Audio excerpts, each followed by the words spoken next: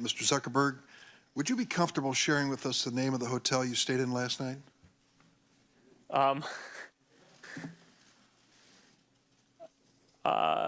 No. This video is brought to you by VirtualShield. I've been using the service for a couple of months now. If you're looking for a good VPN, they're definitely worth checking out. They'll do all the usual masking of your IP address so you can browse the web anonymously, but they've also got an unrestricted streaming service that allows you to watch American content on sites like Netflix, Hulu and HBO Go from anywhere in the world. VirtualShield's IdentiSafe program is all about protecting your privacy. It blocks hackers from accessing your microphone and webcam. Because we've got more devices with cameras around us nowadays, webcam blackmail is on the rise. That's where some shifty prick gets some footage of you in the shower, or worse, then threatens to release it unless you cough up. What a nightmare.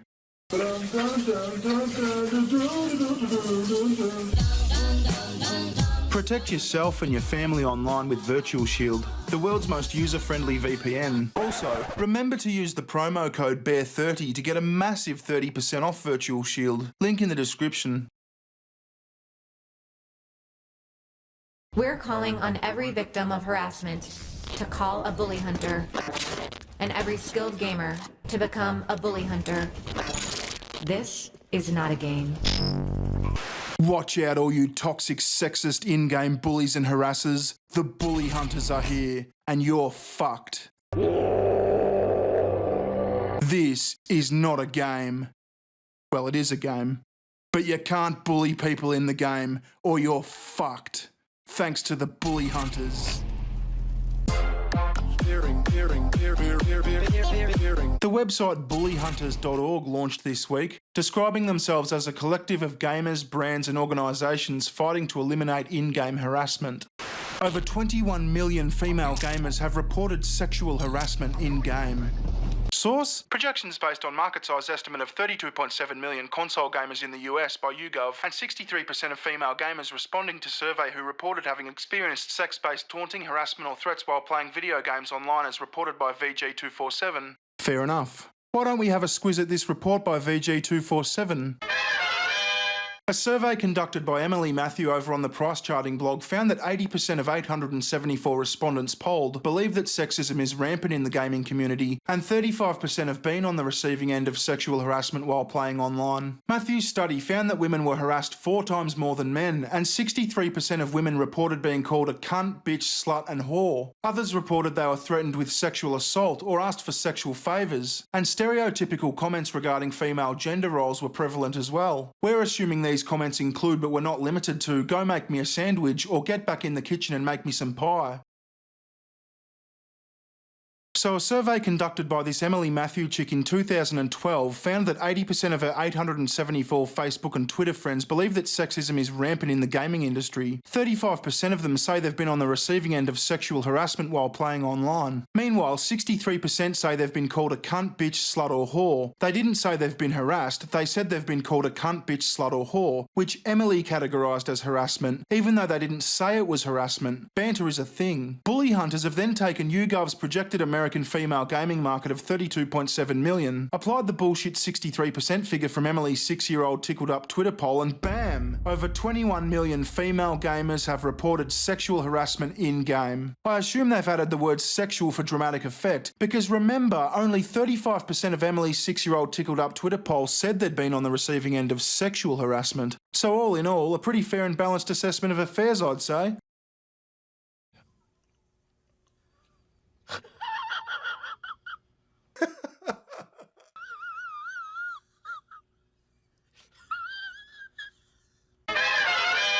So right out of the gate, the bully hunters have fed us up what could be charitably described as complete bullshit. But let's not write them off just yet. I mean, their underlying objective seems to be okay. Bullying is bad. If the bully hunters can reduce bullying, that's a good thing, right?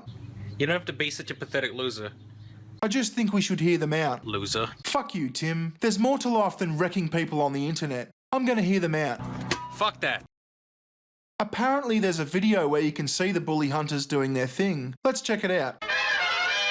I'm going to explain to you what we're doing today and who's involved. Basically, we're introducing a new tool that's going to be available globally to help end in-game harassment by connecting victims of in-game harassment with skilled gamers who want to help in real time. Yeah, that's great. Why don't you just show us how you hunt the bullies? Also, why do you have fucking searchlights and smoke machines going in your office? That seems like a pain in the ass. Let's show you something that happened a little bit earlier today. Okay. Control room, can you bring up that footage, please, and hit play?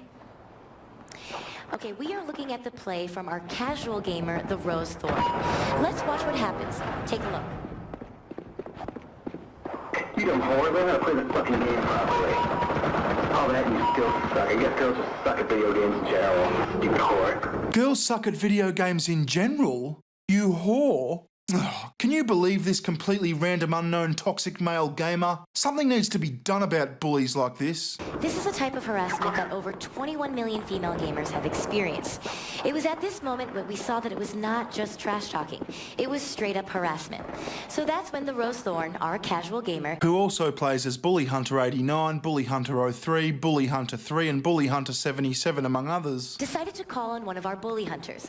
What the Rose Thorn did in this case was use our new tool on her mobile device.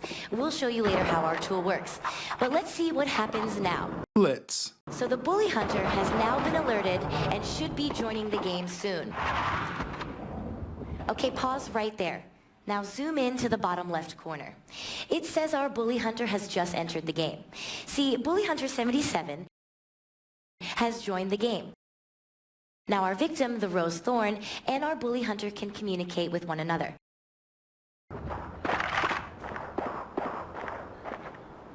And there it is. Pause right there again, please. Now, our bully hunter has asked the Rose Thorn live in-game who is harassing her. And our victim then immediately replied. Let's zoom in again on the bottom left-hand corner. Now, you see there, the tool connected these two. To be fair, the fact that they're the same person might have played a part in that too. A victim with a bully hunter.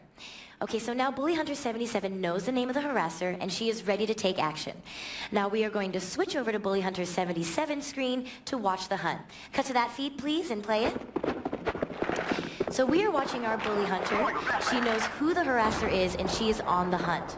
You can still hear the harassment in the background. It doesn't stop. Stupid whore. Women will never be as good as men. You're not even good at this game, bitch. I'll always dominate you, and no one will ever defend you. Now get in the kitchen and make some dinner for me, and then suck my penis, stupid whore. So now Bully Hunter 77 is looking for the harasser. And it looks like she's going to use her knife, folks. And there it is, just pause right there. Let's back up and see that again. Brilliant knife move, very difficult. And look right there, see in the lower left-hand corner, let's pause that and zoom into that. Our bully hunter left the calling card message to the harasser. Harassment is not a game. bullyhunters.org.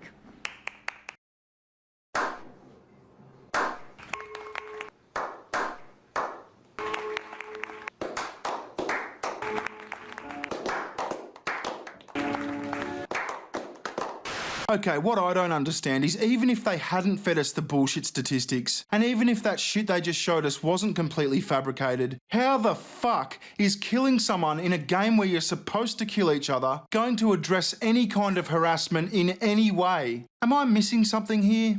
The bully hunters spoke with a clinical psychologist about this shit. I wonder if they can help me make any sense of it.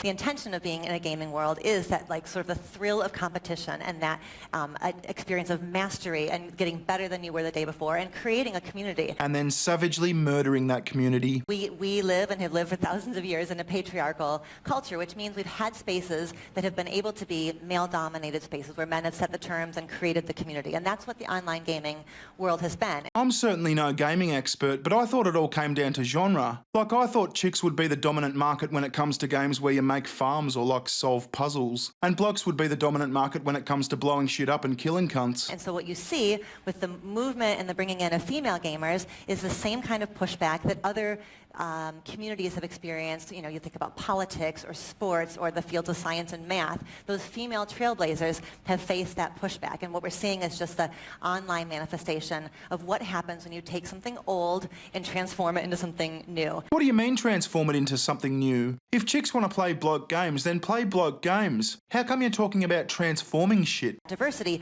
brings with it different kinds of skill sets, strategic approaches. There's benefits and wisdom from all of those differences. And the problem is, in a patriarchy, it ends up feeling like this. Like if I give up my power, if I open up my space, I lose something.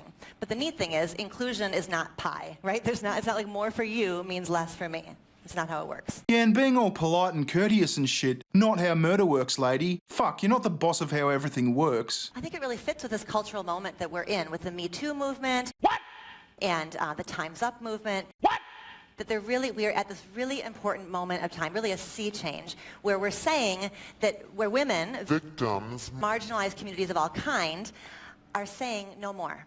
No more suffering in silence. No more buying the story that I have to be isolated, silent, ashamed of myself. And so as victims and marginalized communities come forward and say, this is the truth, this is my experience, it invites those with power, here, men, to partner, to become allies, to become advocates. Yeah, this lady really isn't providing the clarity I'd hoped for. These kinds of traditional toxic masculinity hurts men. So there's a study of 20,000 men that found that the degree to which the more men subscribed to those traditional notions of I have to win at all costs, I have to treat women as sexual objects, the more they endorse those beliefs, the worse their mental health was. So it becomes this vicious cycle. It's meant to be a vicious cycle of killing each other. That's the fucking game. And you're supposed to win at all costs. Jesus, fuck. I think the heart of it is that trash talk is really about like the thrill of the game. The trash talk is about I'm elevating myself and improving my game, but not at the expense of you. So it's bringing myself up without, conversely, putting you down. What? That's the dumbest thing I've heard all week. Why would it be called trash talk if it was all about elevating yourself and not bringing others down? Trash talk is specifically about bringing others down. It's fucking trash talk. Anyway, that's me done. Bullying is bad and setting out to help people who are being bullied is a good thing, but this is just retarded.